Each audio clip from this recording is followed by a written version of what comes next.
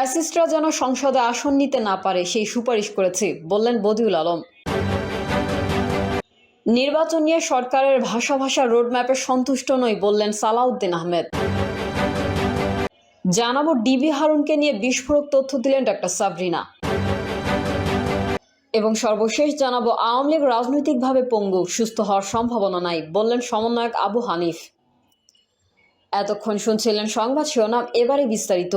তবে তার আগে অনুরোধ থাকবে আমাদের চ্যানেলটি সাবস্ক্রাইব করে বেল আইকনটি ক্লিক করুন। ফ্যাসিস্টরা যেন সংসদে আসন নিতে না পারে সেই সুপারিশ করেছি বললেন বদিউল আলম। দেশের রাজনৈতিক অঙ্গনকে দুর্বৃত্তমুক্ত করার আহ্বান জানিয়ে নির্বাচন ব্যবস্থা সংস্কার কমিশনের প্রধান বদিউল আলম মজুমদার বলেছেন, স্বৈরাচারী ফ্যাসিস্টদের যাতে সংসদে আসন নিতে না পারে এবং রাজনীতিতে কোনো প্রভাব রাখতে না পারে সেই বিষয়ে গুরুত্ব দিয়ে সংস্কারের সুপারিশ করা হয়েছে। জুলাই গণঅভ্যুত্থানে যারা আত্মত্যাগ করেছেন তাদের কথা স্মরণ করে নির্বাচন ব্যবস্থা সংস্কার কমিশনের প্রধান বদিউল আলম মজুমদার বলেছেন, তাদের আত্মত্যাগের প্রতি শ্রদ্ধা জানিয়ে একটি স্বচ্ছ নির্বাচন কমিশন গঠনের জন্য সংস্কারের সুপারিশ করা হয়েছে। তিনি আরো বলেন, যারা মানুষ খুন করেছে, বিচার বহির্ভূত হত্যা, নিপীড়ন, নির্যাতন এবং মানবতা বিরোধী অপরাধে লিপ্ত হয়েছে, তাদের যেন কোনো রাজনৈতিক দলের সঙ্গে অন্তর্ভুক্ত হওয়ার সুযোগ না হয় সেই সুপারিশও করা হয়েছে। সেমিনারে মূল বক্তব্য উপস্থাপন করেন কুমিল্লার সাবেক সংসদ সদস্য বীর মুক্তিযোদ্ধা মনিরুল হক চৌধুরী। প্রধান অতিথি ছিলেন বদিউল আলম মজুমদার। তিনি জানান, নির্বাচন ব্যবস্থাকে শক্তিশালী করার জন্য বিভিন্ন প্রক্রিয়া শেষে 150টির মতো সুপারিশ করা হয়েছে। তিনি বলেন, পরপর 3বার যে কলঙ্কজনক নির্বাচন হয়েছে, যে জালিয়াতি নির্বাচন হয়েছে, তার সঙ্গে যারা সম্পৃক্ত তাদের বিরুদ্ধে তদন্ত করে ব্যবস্থা নেওয়ারও সুপারিশ করা হয়েছে। এছাড়া একটি স্বচ্ছ নির্বাচন কমিশন গঠনের লক্ষ্যে নির্বাচন কমিশনকে দায়বদ্ধ এবং জবাবদিহিতার আওতায় আনতে আলাদা একটি কর্তৃপক্ষকে গঠনের সুপারিশ করা হয়েছে। নির্বাচন নিয়ে সরকারের ভাষা রোডম্যাপে সন্তুষ্ট নই বললেন সালাউদ্দিন আহমেদ। নির্বাচন নিয়ে অন্তর্বর্তীকালীন সরকারের ভাষা রোডম্যাপে সন্তুষ্ট নন বলে মন্তব্য করেছেন বিএনপির স্থায়ী কমিটির সদস্য সালাউদ্দিন আহমেদ। তিনি বলেন, এখন বাজারের সরবরাহ ব্যবস্থা ঠিক নেই, আইন শৃঙ্খলা পরিস্থিতি ঠিক নেই, অনির্বাচিত সরকার কতদিন থাকবে সেটা ঠিক নেই, আপনারা কবে রোডম্যাপ দেবেন তারও কোনো নির্দেশনা নেই।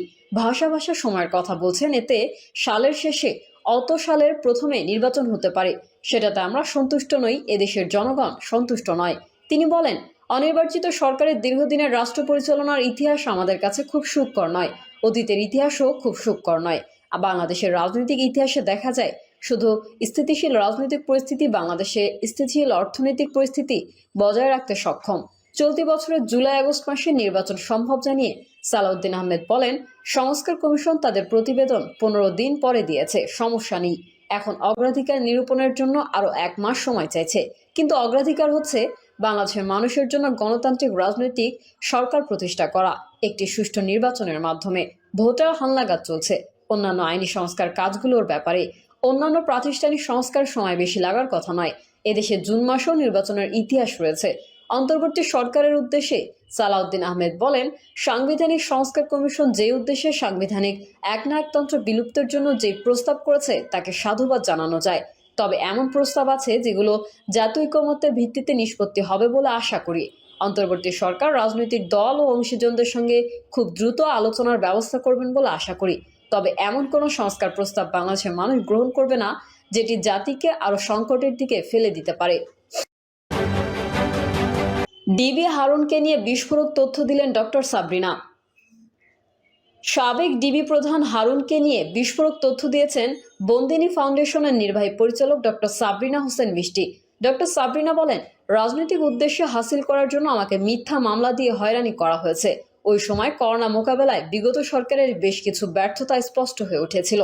তখন জনসাধারণের ফোকাস সরিয়ে নেওয়ার জন্য বিনা কারণে আমাকে মিথ্যা মামলায় ফাঁসানোর পুরো কাজটি করেছে সাবেক ডিবি প্রধান হারুন। অথচ এই মামলায় আমি কোনো এজাহারের মূল আসামি ছিলাম না, আমার সঙ্গে এই মামলার কোনো সম্পৃক্ততা ছিল না। তাছাড়া যে প্রতিষ্ঠানের বিরুদ্ধে মামলাটি হয়েছে সেই প্রতিষ্ঠানেরও কোনো কিছুতেই আমি জড়িত ছিলাম না।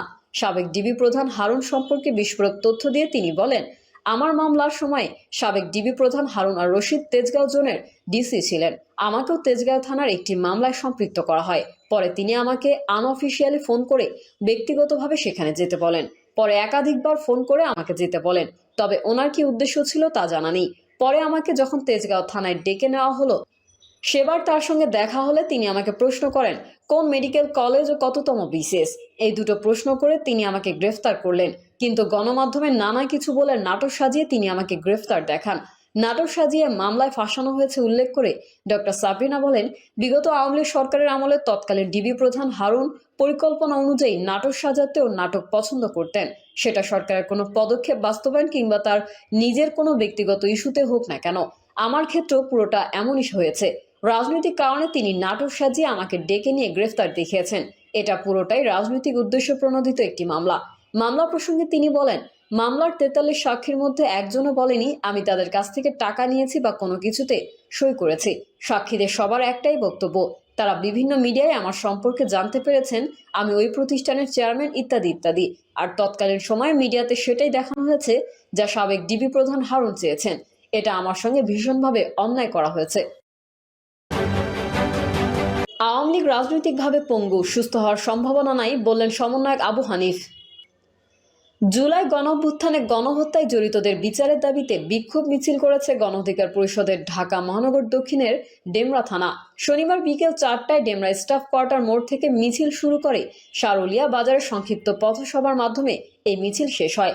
সংক্ষিপ্ত পথসভায় গণ অধিকার পরিষদের উচ্চতর পরিষদ সদস্য ও গণমাধ্যম সমন্বয়ক আবু হানিফ বলেন, আজকে 18 তারিখ আওয়ামী লীগের নেত্রী খুনি শেখ হাসিনা হরতাল ডাক দিয়েছিল, কিন্তু রাস্তায় নামার সাহস পায়নি। আওয়ামী লীগ গত 15 বছরে বাংলাদেশে যে দুঃশাসন কায়েম করেছিল তার প্রতিবাদে জুলাই গণঅভ্যুত্থানে ছাত্র জনতার আন্দোলনে বাধ্য হয়ে দেশ ছেড়ে পালিয়েছে। আওয়ামী লীগ রাজনৈতিকভাবে পঙ্গু, সুস্থ হওয়ার সম্ভাবনা নাই। তিনি বলেন, সীমান্তে যে উত্তেজনা তা ভারত পরিকল্পিতভাবে করছে। ভারত মূলত বাংলাদেশে আওয়ামী লীগকে পুনর্বাসন করার জন্য পরিকল্পিতভাবে দেশকে অস্থিতিশীল করতে চাইছে। ভারতকে আগের চিন্তা বাদ দিতে হবে। বাংলাদেশের 18 কোটি মানুষ আজ ঐক্যবদ্ধ, তারা আওয়ামী লীগকে পুনর্বাসন করতে দিবে না। ভারতের প্রতি আমাদের আহ্বান থাকবে, তাদের সঙ্গে যেই বন্দি বিনিময় চুক্তি রয়েছে সেই চুক্তি অনুযায়ী শেখ হাসিনাকে যেন বাংলাদেশে ফেরত পাঠায়। সমন্বয়ক আবু হানিফ বলেন, 24 সালে জুলাই গণঅভ্যুত্থানে ছাত্র জনতা জীবন দিয়েছে। আন্দোলনের সময় ছাত্র জনতার উপর গুলি চালিয়েছিল এমন অনেক আসামি এখনো প্রকাশ্যে ঘুরে বেড়াচ্ছে। অভিযোগ রয়েছে আইন শৃঙ্খলা বাহিনীর কতিপয় সদস্য ও বিএনপির নামধারী কিছু নেতারা আর্থিক সুবিধার বিনিময়ে গণহত্যার মামলার আসামিদের রক্ষা করছে।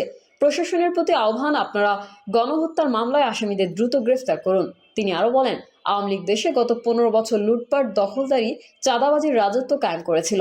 জুলাই গণঅভ্যুত্থানে আন্দোলনের মুখে তাদের মসনদ ভেঙে গেছে। আওয়ামী লীগ দেশ ছেড়ে পালিয়েছে, কিন্তু তাদের সেই দখলদারি, চাঁদাবাজি বন্ধ হয়নি, শুধু হাত বদল হয়েছে। দেশবাসীর প্রতি আহ্বান, যেখানে চাঁদাবাজ, দখল